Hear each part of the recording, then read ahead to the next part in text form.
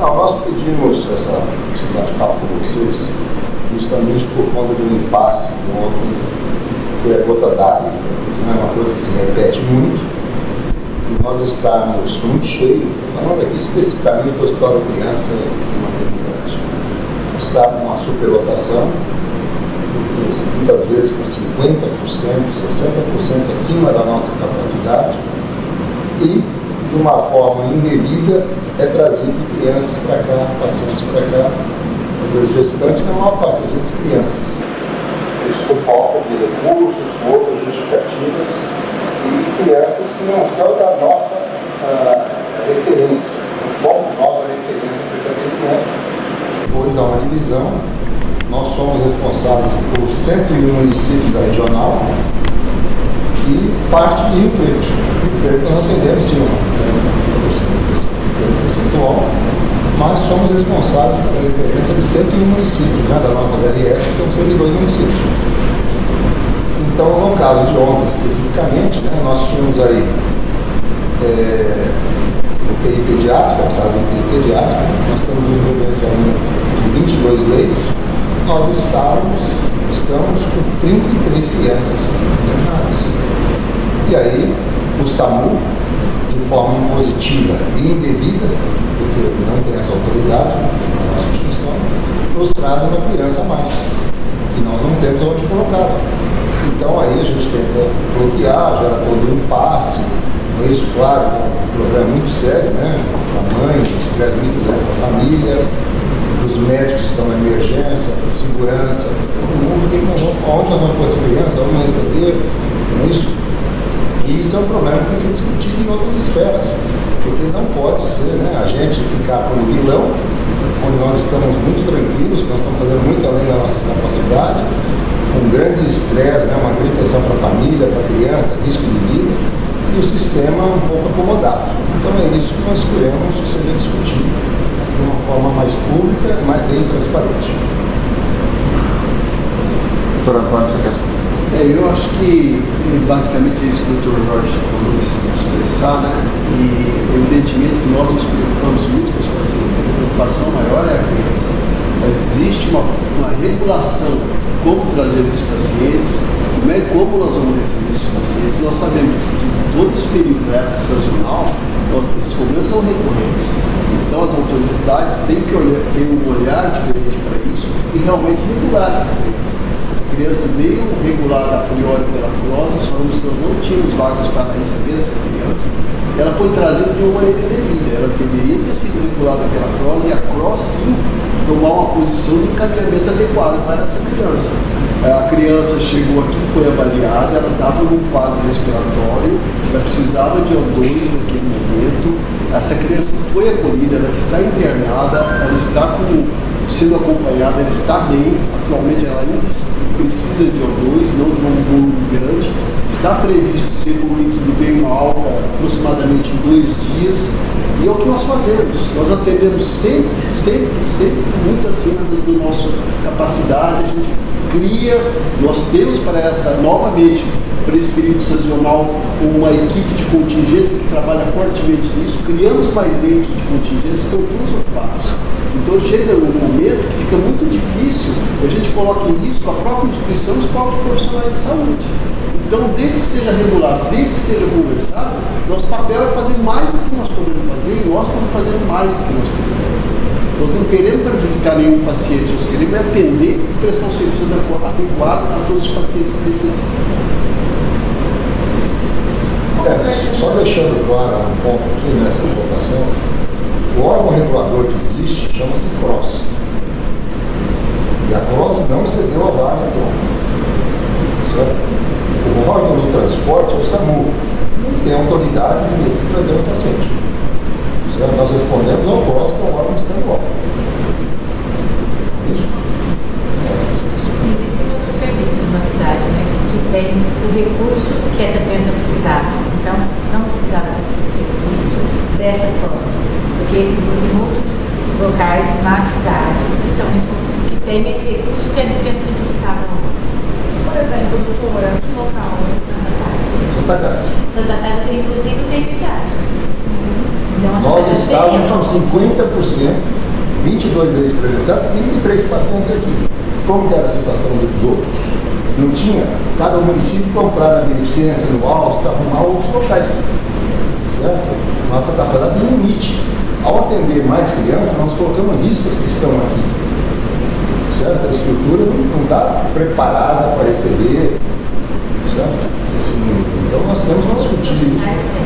A gente estava vendo esse diálogo com o município, que o município tem dito para É um diálogo antigo, né? O município diz que tem a UTI pediátrica lá na Santa Casa, mas a criança não foi para lá. Existe uma UTI pediátrica lá, existe uma UTI neonatal lá. Eu não sei como estão os leitos lá, mas existem outros lugares. Nós não somos a única referência na cidade. Doutor, se o senhor falar que está lotado, em números e por que está lotado nesse momento vai ser? É por causa do período sazonal. Esse período sazonal, nós aumentamos muito o número de quadro infeccioso, principalmente respiratório. Nós temos que entender que nosso hospital é uma referência terciária e quaternária, não só para emergência. Nos procuram na emergência, na emergência do próprio hospital, outras patologias.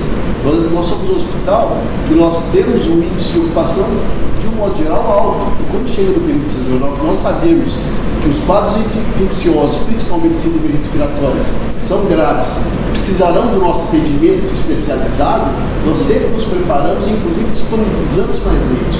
Só que chega no momento que nós, fica muito difícil acolher esses pacientes, porque nós passamos do limite, por mais de 50% do que nós podemos atender, por exemplo. Como está hoje, então, a situação da capacidade dos leitos e da UTI?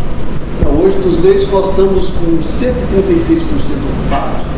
E da UTI 150% do leito passando, então 50% na UTI e 36% na enfermaria.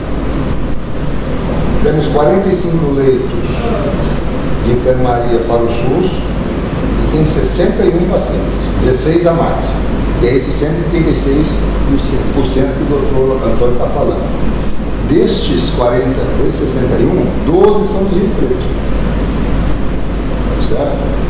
O restante pertence aos 101 municípios que nós somos referência e somos obrigados. Entenda bem, uma criança que está em Guapiaçu, passou mal, não tem outro jeito. Nós temos que aceitar de qualquer jeito. Está em Bálsamo, está em Monte Aprazível, eles não têm recursos. É só nós. Rio Preto tem opções, tem hospitais em cidade. Certo? É isso que é o motivo que a gente fica meio indignado. Quer dizer, nós somos obrigados a aceitar todos os municípios da região.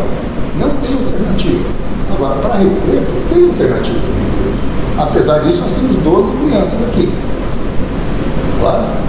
E na hora que você fala na UTI, nós temos 22 leitos credenciados. Tem 33 crianças. 150%. Não é isso? Sendo que dessas 5 são de Rio Preto. De Rio Preto. Então, também, estamos atendendo Rio Preto e mais os municípios todos. Agora, faz um cálculozinho populacional. Quanto tem nossa DRS? Quase 1.800.000. Quanto tem a regional toda? 1.300.000. Nós somos referência. Rio Preto tem 500 mil habitantes. Nós temos uma parte de atendimento Rio Preto, 20%, o restante tem que ter uma cidade. Santa Casa, privados, negocios privados, tá certo?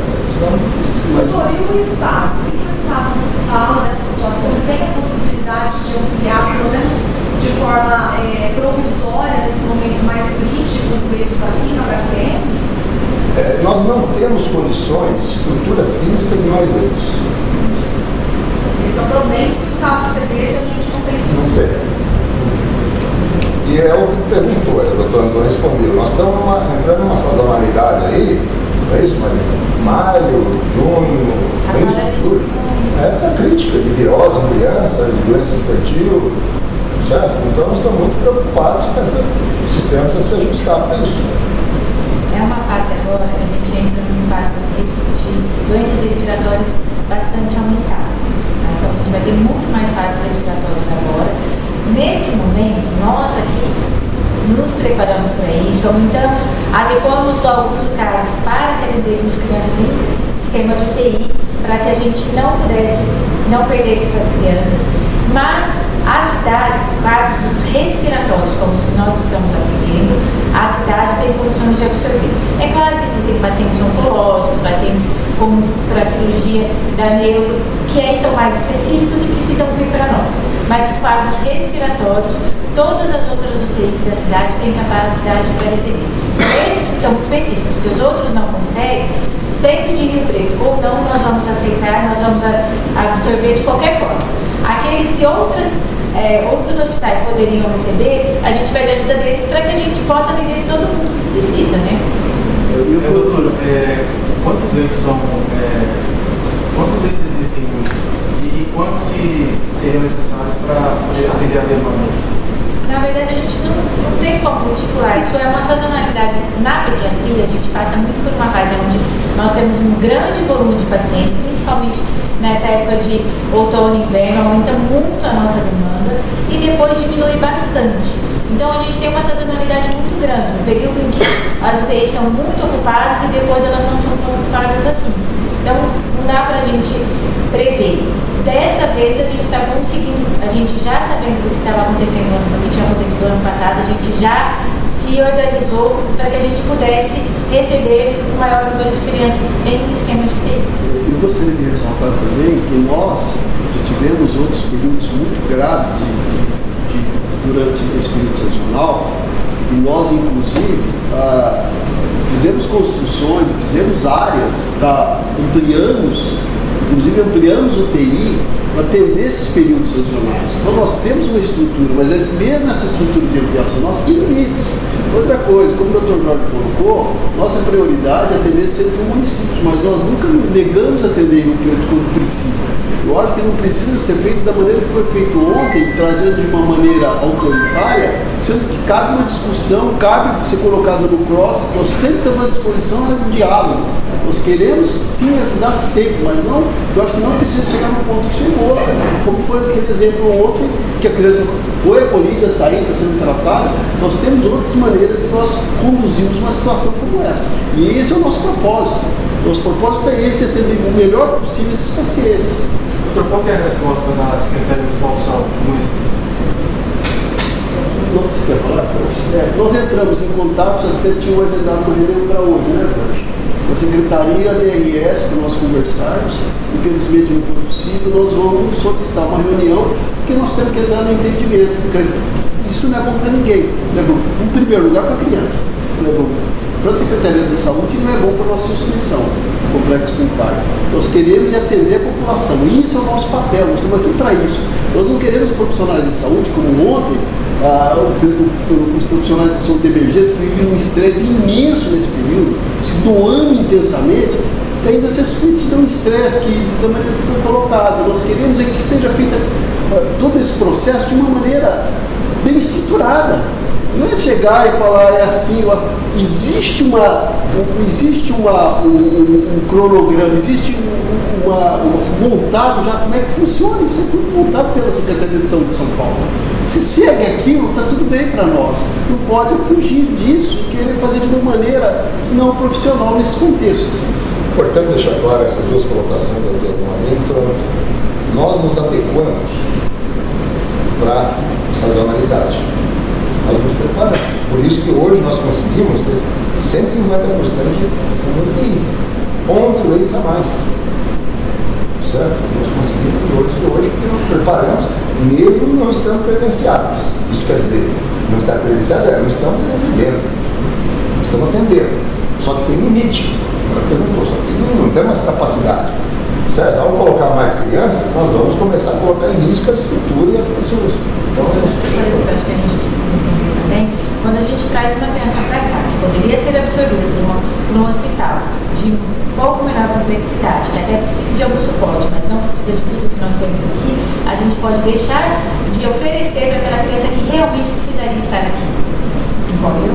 Então, aquela criança que precisaria sim de um cuidado, precisaria ser vista por um pediatra, precisaria às vezes até mesmo de uma UTI, mas de uma UTI de não tão alta complexidade, poderia ser atendida por outro lugar, pode estar ocupando a vaga de uma criança que teria obrigatoriamente de estar aqui porque nos outros lugares não tem como fazer uma hemodiálise, não tem como fazer uma neurocirurgia, não tem como fazer um tratamento oncológico, e ela deixa de ter atendimento porque uma criança de menor complexidade está aqui dentro ocupando o lugar de onde ela precisa. Eu acho essa colocação do Dona Marina extremamente importante. Tem algumas patologias de altíssima complexidade que a única instituição da nossa região que faz somos nós. Então esses leitos de UTI, de tudo, tem que ser separado para essas crianças mais graves. A gente, quando é um porte médio, tem que ir para outra instituição, tem que ser regular. Ou seja, essa instituição você indicaria a UPA, por exemplo? Não, eu acho que a UPA tem um papel importantíssimo, além da UPA, outros hospitais, o papel da Secretaria da Saúde de encontrar outras possibilidades. Existem outros hospitais na cidade. A UPA é difícil montar essa estrutura, né, na UPA, mas cabe ao município achar leitos no município que existem, negociar, para isso é reserva, contingenciamento, para dar uma segurança, né? Como nós procuramos fazer para essa época. E mais uma coisa, eu acho que isso, falando até em teu nome, Jorge, e porque eu sou diretor executivo, nós estamos, o nosso papel e a nossa missão nós estamos disponíveis, nós queremos resolver o problema da população, ajudar a resolver o problema da população. Precisamos de um entendimento, basicamente isso. E ele entender até o ponto que nós podemos ir também. É isso aí. Mais alguma pergunta? Agradeço aí a vinda